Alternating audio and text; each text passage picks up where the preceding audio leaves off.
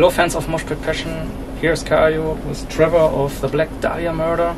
Yo yo! And we will talk about the last decade, because usually every magazine is like doing, or at least reflecting the current year, but I want to reflect the whole decade in music business and also Black Dahlia history. For instance, you released 4 records during the last 10 years, but what were your favorite 3 top records from Black Dahlia murder? For me, it's the newest one on the top, definitely. I mean, I'm that guy that's like, if you don't like your newest record the best, then what are you doing? You know what I mean? So I think they kind of just go in reverse order. Well, let's say, is Ritual in there? Ritual, yeah, it's from 2011, I guess. Right on, Ritual's second for me. Yeah, definitely. I like that record a lot. And I guess Everblack would be third. Yeah. Abysmal, I like the songs and stuff, but the recording is not, I don't know, it's cool, but it's not, didn't come out how we planned, you know, there was some, but yeah, so how was it for you to work on each single record, because you had some lineup changes over the last 10 years, there were new guys, and yeah, how was it? I mean, the current lineup is sticking for, I don't know, 4 years now together? Yeah, about that. That's about right. I don't know, we've always been, I mean, there's been a lot of members to the band in all these years, you know, so we're kind of used to introducing people on the record and stuff, but I feel like the album is like the testament of how good these new people are always, you know what I mean, so we can show them off a little bit, and Nightbringers is definitely has Brandon's touch on it. For example, you know, he was the new blood coming in for that lineup, for that record, and he's definitely put his stamp on the band, and will even more so in the future, you know. Yeah, this record came 2 years ago, in 2017, out of the market, into the market. Are you working on new stuff? Yeah, the new album is completely done already. Artwork, everything. It's just got pushed back a little bit. I think it'll be out in the spring. You know, so this is the first time that we've broken our, we always put it out on the odd year, you know what I mean? So, but I don't know, Nightbringers just, we had more opportunities to tour and to keep going, you know, like the excitement was still there for the band, so we just kept going, and you know, we upset the usual schedule, but no big deal, you know, the album's done, and the label, I think, is just really calculating the best time to drop it and putting a lot of muscle behind it. So I'm excited for the next chapter, definitely. It will also come out, of course, on Metal Black Records. Yes, definitely. The one and only. Yep. So nice. Yeah, we go on. What were your top 3 personal best records, which you'll listen on your mobile phone? Just, you know. Oh, like just other bands? Other bands, yeah. From the decade? From the decade, this decade, yeah. Code, Resplendent, Grotesque, that's probably my favorite. Yeah.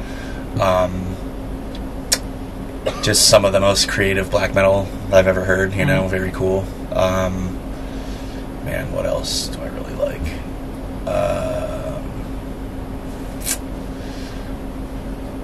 What about the new Mayhem record? Everybody is... Yeah, the new Mayhem's sweet. Yeah, I like it. Very good. It's very good. Good recording. Good, you know, I don't want to say it's a return to form, but I feel like it's a little bit more towards Demysterious, you know. And, yeah, that's definitely awesome. What else have I liked? Was Bloodbath,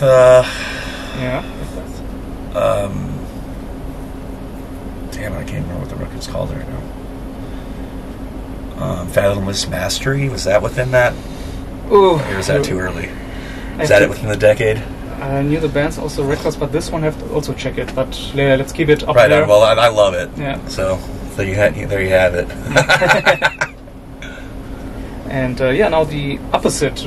What about records where you thought, dude, what is that? Top 3 worst records of this decade, which was for you a whole disappointment, or doesn't satisfy you? Oh, fuck, man.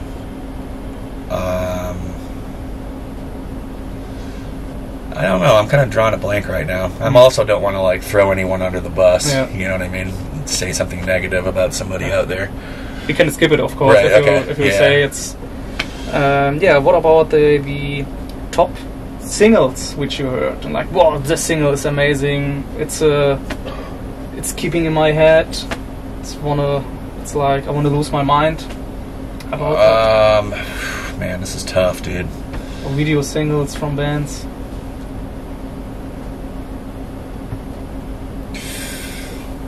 Sorry, man.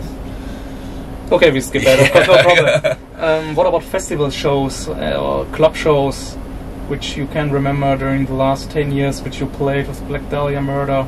Was there something like, oh, dude, this is completely crazy, ridiculous, or you were playing like in front of, I don't know, 10 people or something like that? Vakken's cool. Playing in the tent last time was awesome. I feel like we had a standout show at Hellfest too, where we had the crowd making the hugest circle pit I've ever seen and kicking up so much dust that the entire tent was just filled with fucking dust and you couldn't see. That was awesome as fuck. I have to say last time we went to Japan too. We played with a cattle decapitation, and I always love going to Japan. Yeah. It feels like a privilege to go there, you know what I mean? It's very special and I enjoy it a lot. Definitely, the music scene, I think it's very unique over there. I know of a couple of friends playing in hardcore bands, and the shows, they say, it's always intense, and they're always grateful that the band is coming, and the hospitality is always great. They're like... I saw, when I was over there just on vacation with my girlfriend, I saw Knocked Loose play. Yeah. That was cool. It was cool to see, it was funny and cool to see... people like crowd killing and all the shit that you see in the States, you know what I mean? Punching each other in the head. I mean, the band is, in general, completely crazy. The last record came out in August or something like this. Different Shades of Blue, I think it's a new one. Oh yeah, they're huge. And everybody is freaking out. Like, you see people from the hardcore scene, they're like, whoa, where have you been before? I never saw you, but they're digging and liking the music. On other shows, a couple of bands said this, nobody's coming, but Knocked Loose is somehow the shit. Everybody's going crazy when it comes also to crowd kill. Humongous right now. Same in the States, dude. Just everywhere. They're good kids, man. They're good band. Fucking awesome live. They deserve it, you know? Definitely. Let's talk about artworks. I know you're wearing a battle... how do you say, battle vest? Yeah, with all kind of patches on there. I also like the Black Dahlia Murder artworks. They're like fitting to the genre. You know what I mean? If you see the logo and the combination of that, you know what you will get. That's kind of what I go for. You know, like I try to represent what I like in death metal with the album covers, and I try to think about new people, new kids getting into the band, and maybe we were their first death metal band, so I try to like represent that kind of stuff. But you're asking what other artworks I've liked in the decade. I really liked the last Necrophobic cover. It was awesome. Which is kind of a return to their Dark Side album, which is like probably my all-time favorite album cover, and the reason we've gone to Necrolord a couple times, you know what I mean? So if you really think about it, the Nocturnal artwork is definitely influenced by Dark Side for sure. And but yeah, his stuff is always amazing. He's incredible. What else have I liked? I liked the thing that Dan Seagrave did where he redrew the Clandestine artwork for Entombed. Thought that was fucking awesome. They've been using that for their live performances and stuff.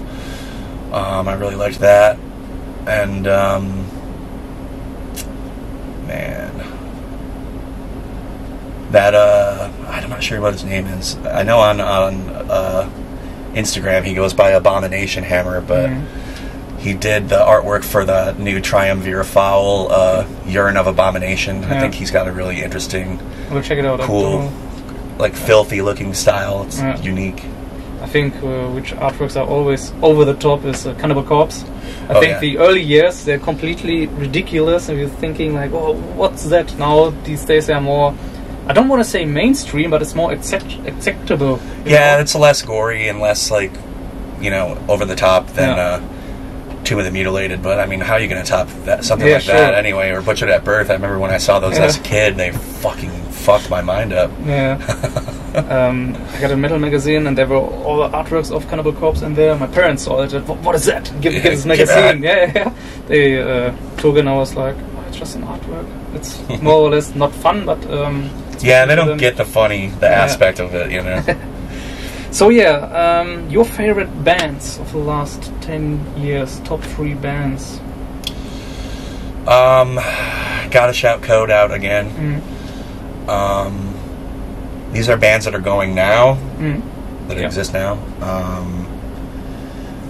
Man. Also a band you toured with in the US or say Nightbringer, the band. Black metal band from Colorado, fucking amazing. And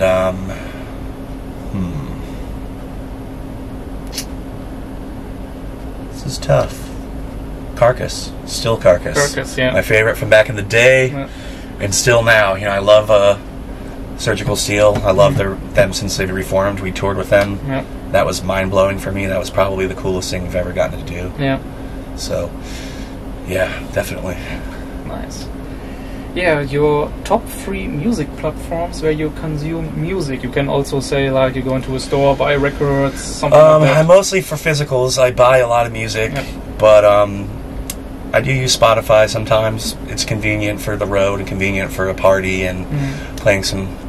Mostly my non-metal stuff I play through Spotify, so my year-end list is like all funk and shit like that, party music, you know. I also like Bandcamp a lot. I buy a lot of physical copies through Bandcamp, and I love that you can get the download like right away for free and any quality you want. Like I'm a FLAC guy, you know, like I don't really do MP3s, but FLACs, you know, high quality album quality rips.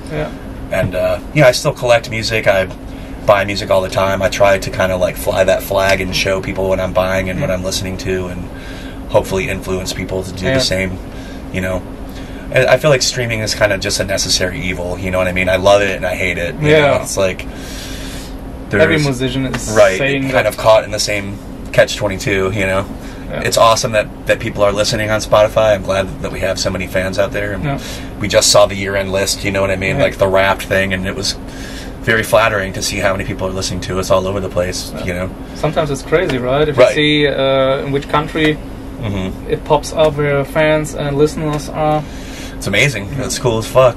And what I like about this is when it comes to touring, because I don't know if you look in Asia, for instance, you can't see the market because there are a lot of bootlegs over there. True. But they are saying, yeah, we have a fan base here, and the record company is saying, oh no, you don't sell records, but the fans saying, yeah, we have your bootlegs. The streaming will show it actually. Yeah, that's true. It's also another a positive effect when it comes to streaming that promoters are seeing. There's a base.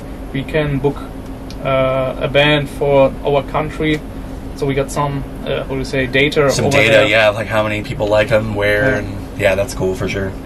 So let's come to the last question, because our magazine is called Moshpit Passion, and it's always a question about the personal moshpit experience, where you've been into your early years, or maybe you from a band perspective where you stand on stage and like, dude, what's going up there? You also mentioned the Wacken show. That was cool. Do you have from your teenager years story? I'm trying to think of the last time I moshed. It might have been when I saw Off, like the Black Flag, you know, offshoot band. They were just so good that I felt young all of a sudden. Then I got, did some crowd surfing, some stage diving, shit I haven't done in years, man.